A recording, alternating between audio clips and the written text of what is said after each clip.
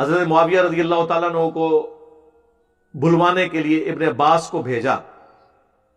اللہ کے محبوب علیہ السلام نے کہا معاویہ کو بلاؤ، تو میں نے اس سے کچھ لکھوانا ہے. کاتب تو تھے، وہ بھی صحیح مسلم میں موجود ہے کہ ابو سفیان نے سفارش کی تھی کہ مسلمان اسلام لانے کے باوجود ہمارے ساتھ اچھا سلوک نہیں کرتے، آپ میرے بیٹے معاویہ کو اپنا کاتب رکھ لیں، تو اس کی وجہ سے لوگ ہمیں بھی رسپیکٹ دینا شروع کر دیں گے. تو اس طرح انہوں نے رکھ لیا. کاتب کے الفاظ ہیں، کاتب وہی کہ نہیں، کاتب وہی کہیں اور ہے، وہ میں بعد میں بتاتا ہوں. تو کاتب جب رکھوا لیا تو مسلم شریف میں ابن عباس کو بھیجا. وہ کھانا کھا رہے تھے، انہوں نے کہا یا رسول اللہ وہ تو کھانا کھا رہے ہیں. آپ نے کہا کہ اسے بلا کے لاؤ. دوسری بار گئے تو انہوں نے کہا میں تو کھانا کھا رہا ہوں. 3 بار ایسے ہی ہوا. چوتھی بار آپ کی مبارک زبان سے الفاظ نکلے خدا اس کا پیٹ نہ بھرے، یہ الفاظ ہے. وہ کہتے ہیں نہیں جی مسلم شریف میں اوپر ایک حدیث ہے کہ نبی علیہ السلام نے کہا اے اللہ میں بھی ایک انسان ہوں، بعض اوقات میری زبان سے کسی کے لیے کوئی ایسے الفاظ نکل جاتے ہیں، اگر میں بدعا کسی کو دے دوں تو اسے دعا بنا دینا.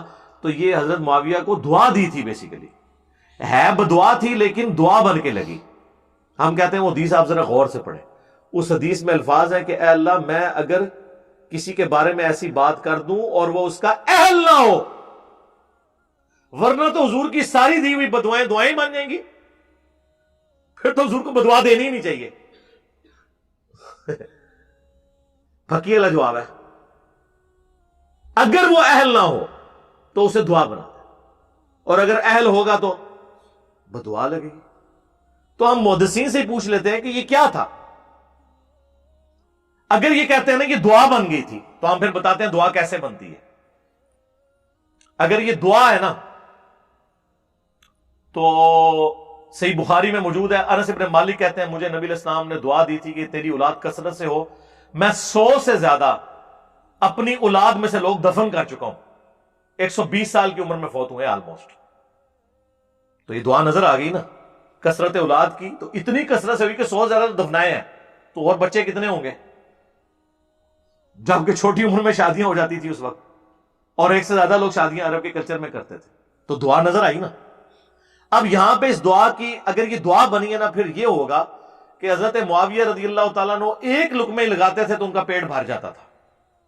یہی ہونی چاہیے نا. یہ خدا اس کا پیٹ نہ بھرے، اس کا الٹ کیا ہوگا کہ تھوڑا سا بھی کھا لے تو اس کا پیٹ بھر جائے. یہی ہونا چاہیے نا. یہ دعا تو پھر اس سے بنے گی، ریورس بنتی ہے نا. کسی کا کھانے کے باوجود پیٹ نہ بھرنا، یہ تو بدعا ہی ہوگی نا. وہ ریورس ہوتا ہے اس کا. دعا بن گئی تو پھر تو یہ ہوگا کہ وہ تھوڑا سا کھاتے تھے ان کا پیٹ بھر جاتا تھا. تو جناب آپ کتاب الاوائل کھول لیں، امام ابن ابی عاصم کی کتاب.